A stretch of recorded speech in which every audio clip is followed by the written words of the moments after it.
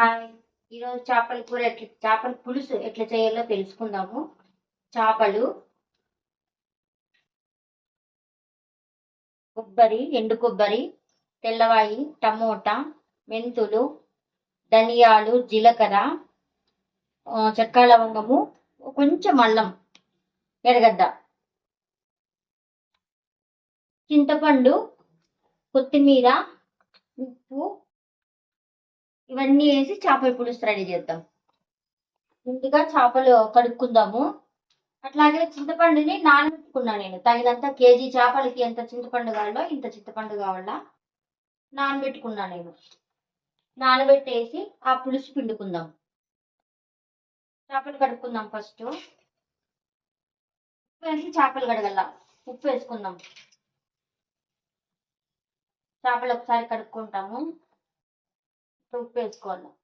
ఇలా ఉప్పు వేసి క్లీన్ అయ్యే వరకు కడుక్కోవాలా. నేను కడిగేసినాను. కొన్ని వేయించుకొని పౌడర్ చేసుకునే ఉన్నాయి. కొంచెం స్టవ్ వెలిగించుకున్నాను.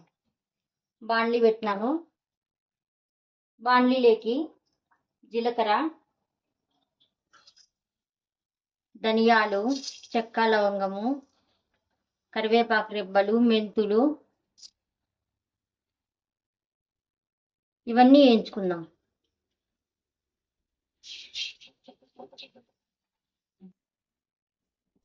దూరగా ఏగితే బాగుంటుంది, టేస్టీగా వస్తుంది చేపల పులుసు. చేపల పులుసు ఈరోజు రేపు 2 రోజులు తినచ్చు, బాగుంటుంది.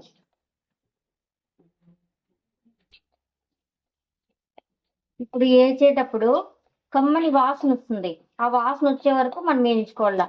ఇప్పుడు కరెక్ట్గా సరిపోయింది, మంచి స్మెల్ వస్తుంది. ఇప్పుడు స్టవ్ ఆఫ్ చేసి మిక్సీకి పట్టుకుందాం. పౌడర్ మిక్సీ జార్లోకి వేసుకుంటున్నాము. ఏమంటే కొద్దిగా చల్లగా అయినాక మిక్సీ పట్టుకుందాం. ఒక సెకండ్. ఆలోగా చింతపండుని పులుసు విసుక్కుందాం. చింతపండు పులుసు విసుక్కుందాం. మనం వేయించుకున్న ఉన్నాయి కదా దినుసులు, మెంతులు, ధనియాలు, కరివేపాకు, జీలకర్ర, చెక్క లవంగం వేయించుకోండి. మరి ఇవి పౌడర్ చేసుకున్న తర్వాత ఇంకో ఎర్రగడ్డ. దీంట్లోకి ఎర్రగడ్డ ఎంత పడితే ఆ కూర అంత టేస్ట్ వస్తుంది. మంచి పెద్ద గడ్డ వేసిన నేను. 2 టమోటా,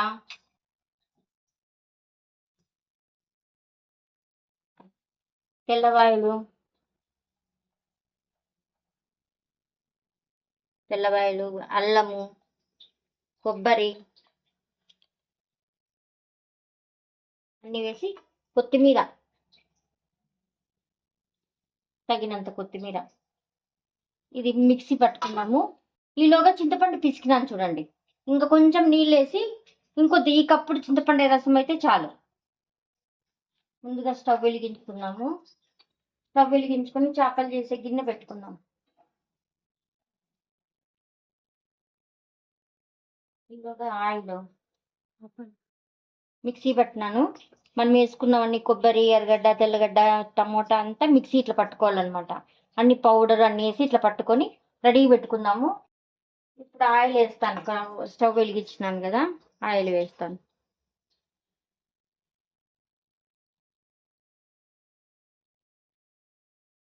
నూనె వేడెక్కింది.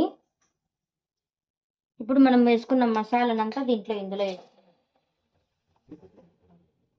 మసాలా వేసుకున్నాం కదా, ఇందులోకి పసుపు,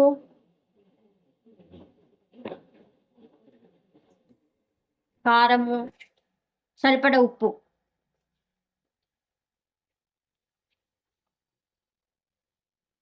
కారం వేసుకున్నాము. చింతపండు ఉంటుంది కాబట్టి కొంచెం ఎక్కువ వేసుకున్నా బాగుంటుంది. చింతపులుసు ఉంటుంది కాబట్టి తగినంత, మనం ఎంత తినగలిగితే అంత. తగినంత కారం వేసుకోండి. కారం వేసినాను. మనం ఎంత తినగలిగితే అంత కారం. ఇది చిన్న స్లిమ్ పైన బాగా రోస్ట్గా వేగనిద్దాం మసాలాని. తేలల్లా మనం వేసిన నూనె మసాలాలో నూనె తేలల్లా. ఓ 10 నిమిషాలు వేగనిద్దాం. చింతపండుని బాగా మెత్తగా నానిపోయింది. ఇట్లా బాగా పిసుక్కుందాము. పిసికేసి నీళ్ళు వంచేసుకుందాం. నేను ఆల్రెడీ అప్పుడే ఇందాకనే పిసికి పెట్టినాను.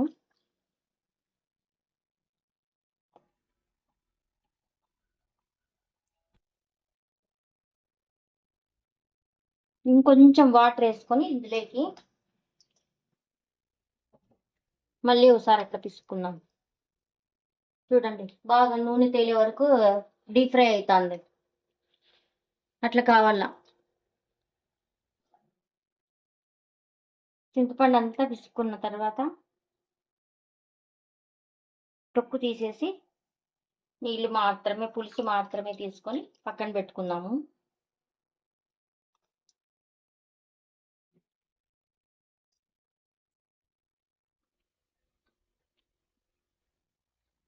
చూడండి ఇట్లా బాగా నూనె నూనె కనిపిస్తూ ఉంది కదా. నూనె నూనె కనిపించినప్పుడు మనం చేపల పులుసు వేసుకుందాం. ఇప్పుడు చేపలు అంతా పులుసు రెడీ చేసుకున్నాం కదా, చింతపండు పులుసు వేసుకుందాం.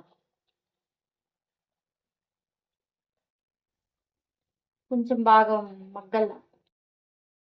ఉడకల్లనమాట.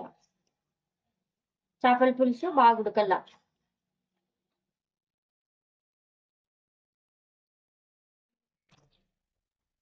ఉడుకుతాంది కదమ్మా బాగా. మనం అన్నీ వేసుకున్న పులుసు, ఇది చింత పులుసు మసాలా అంతా వేసుకున్నాం కదా. ఈ పులుసు బాగా ఉడుకుతాను చూడండి. ఇంకొక 2 నిమిషాలు ఉడకనిచ్చి చేపలు వేసుకుంటే బాగుంటుంది. బాగా పులుసు మగ్గుతుంది కదా. చేపలు ఒక్కొక్క చేప వేసుకుందాం.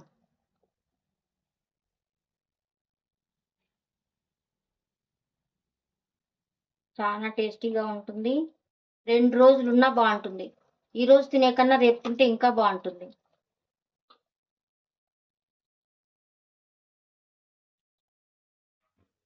ఒకసారి కలిగేద్దాం.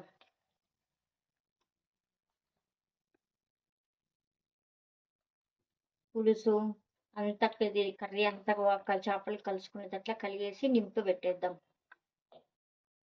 ఒక 5 నిమిషాలు, చేపలు ఉడికేకి 5 నిమిషాలు చాలు. చేపల కూర రెడీ. మనం ఇట్లా ముట్టుకోగానే మెత్తగా అయిపోవాల, చెదరకూడదు. చేప ఇట్లే ఉండాల, విరిగిపోకూడదు. చేప ఇట్లే ఉండాల. ఇట్లా ఉంటే కూర రెడీ అయిపోయింది. చేపల కూర రెడీ అయింది. స్టవ్ కట్టేద్దాం. ఇంకా చేపల పులుసు రెడీ అయింది. చేపలు వేసుకొని సరే అన్నం టేస్ట్ చేద్దాం. వేడి వేడి చేపల పులుసు అన్నము చూద్దాం, టేస్ట్ చేద్దాం ఎట్లొచ్చిందో.